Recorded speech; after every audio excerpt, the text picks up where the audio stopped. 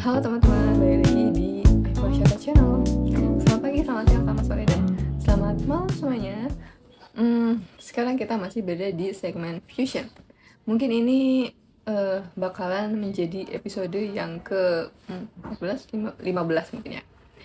Dan di segmen Fusion kali ini kita akan ngebahas permeable pavement. Apa itu permeable pavement? This is one of tool from LID, ya, low impact development. Jadi ini tuh LID ini seperti yang aku bahas sebelumnya di topik Sponsity. Jadi LID ini tuh konsepnya sama dengan Sponsity, dan permeable pavement ini adalah salah satu turunan teknisnya untuk mencapai sebuah teori LID ini gitu teman-teman. Jadi permeable pavement itu adalah apa? Permeable pavement itu adalah, kalau dalam bahasa Indonesianya itu paving block, tetapi memiliki struktur yang berbeda. Jadi dia itu tidak menggunakan konkrit, tapi lebih menggunakan agregat yang bisa yang bisa menyerap air lebih banyak gitu. Jadi ya, karena fungsinya itu untuk menyerap air lebih banyak, di beberapa negara PP. Jadi kita nyebutnya PP ya. Karena permeable pavement ini tuh terlalu panjang untuk disebutkan. Jadi seringnya dalam bahasan landscape arsitektur kita nyebutnya PP. Jadi si PP ini itu fungsinya untuk menyerap air lebih banyak, dan poinnya itu sebagai apa ya, pencegahan bencana banjir gitu. Karena paving block yang biasanya itu kan terbuat dari konkrit, dan konkrit itu sifatnya tidak menyerap air ya, tahan terhadap air gitu. Makanya dibuat PP ini dengan struktur agregat, bebatuan kecil itu dengan campuran semen dan air saja untuk itu penyerapan air yang lebih banyak gitu. Dan lagi-lagi, kenapa aku ngebahas permeable pavement ini? Ya, karena seperti yang aku sebutkan tadi, si PP ini tuh bisa sebagai mitigation bencana banjir, salah satu teknis untuk mitigasi bencana banjir. Kedua, si permeable pavement ini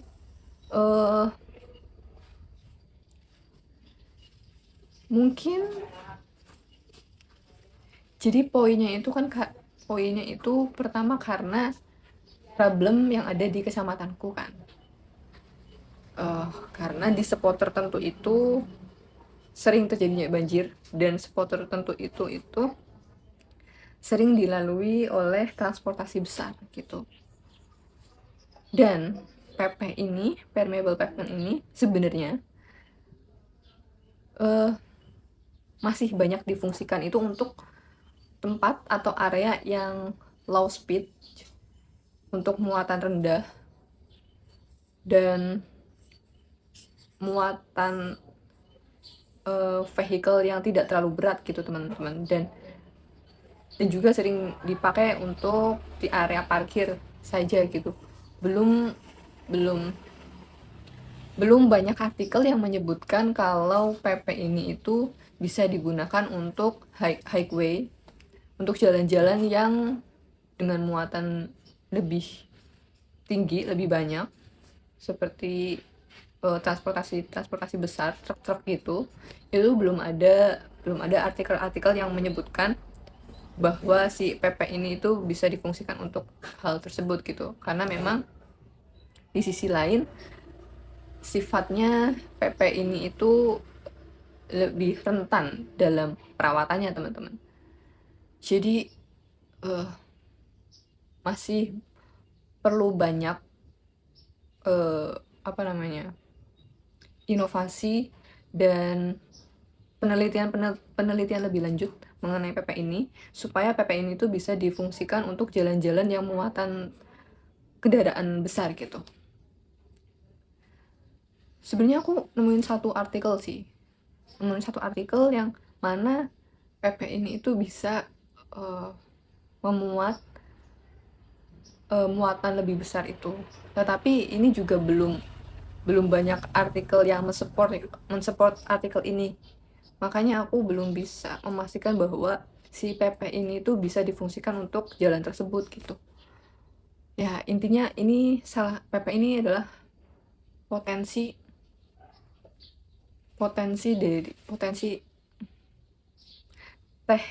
salah satu teknik di Spawn City yang berpotensi untuk memberikan solusi mitigasi bencana banjir gitu. Jadinya aku tertarik untuk ngebahas PP ini gitu.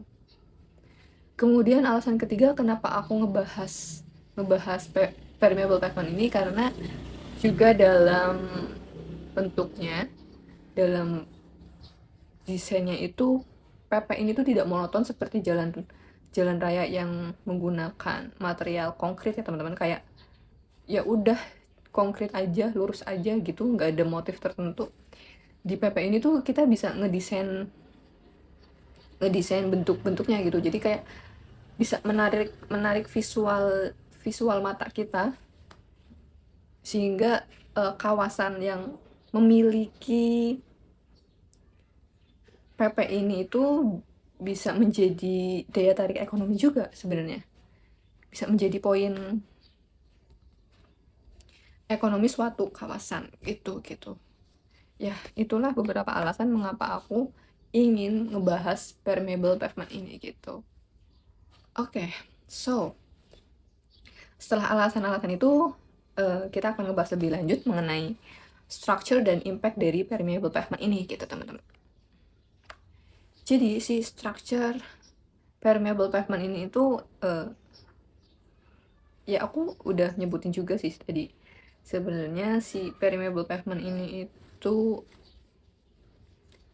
strukturnya lebih ke penggunaan batuan dengan campuran semen dan air saja gitu, sehingga jalan yang menggunakan permeable pavement ini tuh memiliki pori-pori gitu. Nah, si pori-pori itu fungsinya untuk menyerap air itu gitu teman-teman.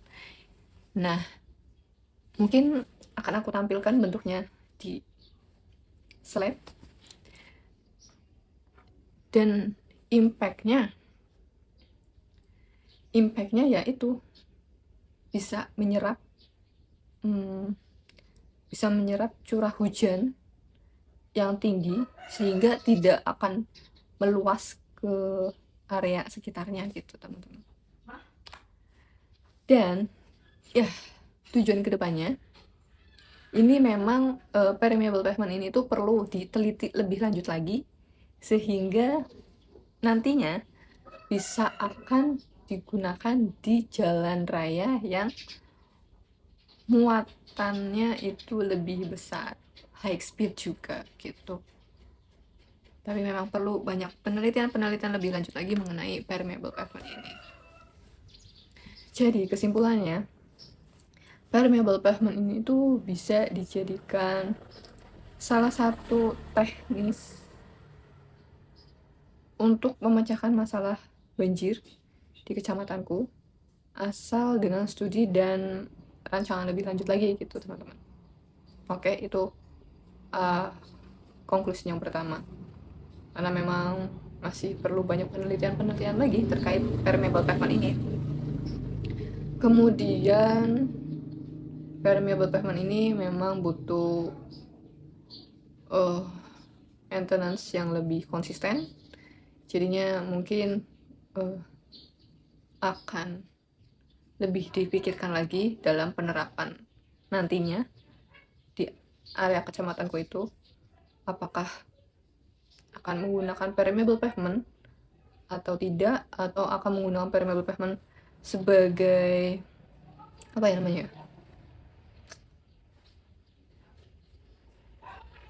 kayak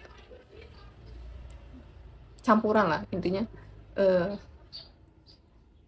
didesain di jalan itu tuh kayak mungkin akan didesain menggunakan konkrit atau aspal biasa, terus kemudian di samping-sampingnya itu menggunakan permeable pavement sehingga bisa ngebantu